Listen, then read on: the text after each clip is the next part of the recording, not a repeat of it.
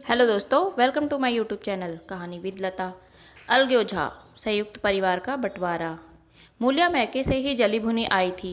मेरा शौहर छाती फाड़कर काम करे और पन्ना रानी बनी बैठी रहे। उसके लड़के रईसजादे बने घूमे। मूलिया से यह बर्दाश्त न होगा। वह किसी की गुलामी न करेगी। अपने लड़के तो अपने होते ही नहीं, भाई किसके होते हैं जब तक पर नहीं निकलते। रघु को घेरे हुए हैं। ज्यों ही जरा सयाने हुए पर झाड़कर निकल जाएंगे, बात भी न पूछेंगे। एक दिन उसने रघु से कहा, तुम्हें इस तरह गुलामी करनी हो तो करो, मुझसे न होगी। रघु, तो फिर क्या करूं, तू ही बता। लड़के तो अभी घर का काम करने लायक भी नहीं हैं। मूलिया, लड़के तुम्हारे नहीं हैं, यही पन्ना है जो तुम्हें दाने दाने को तरसाती थी। सब सुन चुकी हूँ। मैं नौकर बनकर न रहूँगी। रुपए पैसे का मुझे हिसाब नहीं मिलता। न जाने तुम क्या लाते हो और वह क्या करती है। तुम समझते हो रुपए घर में ही तो हैं, मगर देख लेना तुम्हें जो एक फूटी कौड़ी भी मिले। रघु, रुपए पैसे तेरे हाथ में देने लगूं तो दुनिया क्या कहेगी, यह तो सोच। मूलिया, दुनिया जो चाहे कहे, दुनिया के हाथों बिकी नहीं हूँ। देख लेना भाड़ लिप कर हाथ काला ही रहेगा। फिर तुम अपने भाइयों के लिए मरो, मैं क्यों मरूं। रघु ने कुछ जवाब न दिया। उसे जिस बात का भय था वह इतनी जल्दी सिर आ पड़ी तो साल 6 महीने और काम चलेगा बस। आगे और डोंगा चलता नजर नहीं आता। बकरे की माँ कब तक खैर मनाएगी। एक दिन पन्ना ने महुए का सुखावन डाला। बरसात शुरू हो गई थी। बुखार में अनाज गीला हो रहा था। मूलिया से बोली, बहू जरा देखती रहना, मैं तालाब से नहा आऊं। मूलिया ने लापरवाही से कहा, मुझे नींद आ रही है, तुम बैठकर देखो। एक दिन न नहाओगी तो क्या होगा। पन्ना ने साड़ी उतार कर रख दी, नहाने न गई। मूलिया का वार खाली गया। कई दिन के बाद एक शाम को पन्ना धान रोप कर लौटी। अंधेरा हो गया था। दिन भर की भूखी थी। आशा थी बहू ने रोटी बना रखी होंगी, मगर देखा तो यहाँ चूल्हा ठंडा पड़ा था और बच्चे मारे भूख के तड़प रहे थे। मूलिया से आहिस्ता से पूछा, आज अभी चूल्हा नहीं जला। केदार ने कहा, आज दोपहर को भी चूल्हा नहीं जला काकी। भाभी ने कुछ बनाया ही नहीं। पन्ना, तो तुम लोगों ने क्या खाया।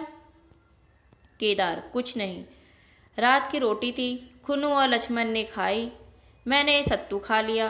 पन्ना, और बहू। केदार, वह पड़ी सो रही है, कुछ नहीं खाया। पन्ना ने उसी वक्त चूल्हा जलाया और खाना बनाने बैठ गई।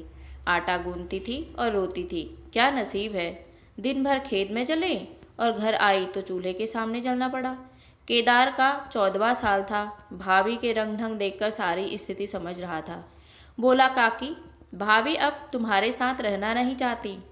पन्ना ने चौंक कर पूछा, क्या कुछ कहती थी। केदार, कहती कुछ नहीं थी, मगर है उनके मन में यही बात। फिर तुम क्यों नहीं उसे छोड़ देती। जैसे चाहे रहे, हमारा भी भगवान है। पन्ना ने दांतों से जीभ दबाकर कहा, चुप मरे, सामने ऐसी बात भूलकर भी ना कहना।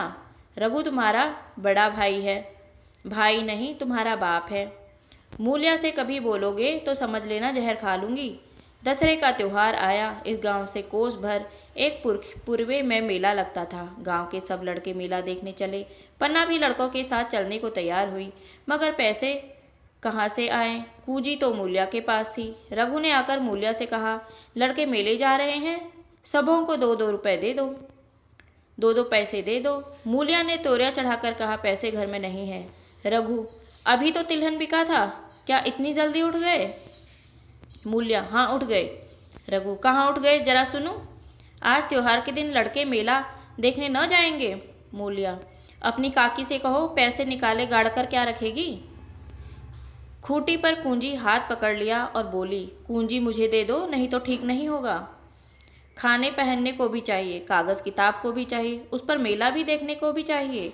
हमारी कमाई इसलिए नहीं कि दूसरे खाएं और मूँछों पर ताव दें।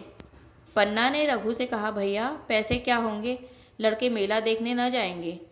रघु ने झिड़क कर कहा, मेला देखने क्यों न जाएंगे, सारा गांव जा रहा है, हमारे ही लड़के न जाएंगे। यह कहकर रघु ने अपना हाथ छुड़ा लिया और पैसे निकालकर लड़कों को दे दिए। मगर कुंजी जब मूलिया को देने लगा तब उसने उसे आंगन में फेंक दिया और मुंह लपेटकर लेट गई। लड़के मेला देखने न गए।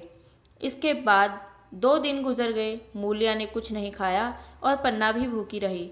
रघु कभी इसे मनाता, कभी उसे, पर न यह उठती न वह। आखिर रघु ने हैरान होकर मूल्या से पूछा, कुछ मुंह से तो कह, चाहती क्या है? मूल्या ने धरती को संबोधित करके कहा, मैं कुछ नहीं चाहती, मुझे मेरे घर पहुंचा दो। रघु, अच्छा उठ, बना खा पहुंचा दूंगा।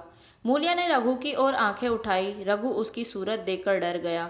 वह माधुर्य, वह मोहकता, वह लावण्य गायब हो गया था। दांत निकल आए थे, आंखें फट गई थी और नथुने फड़क रहे थे।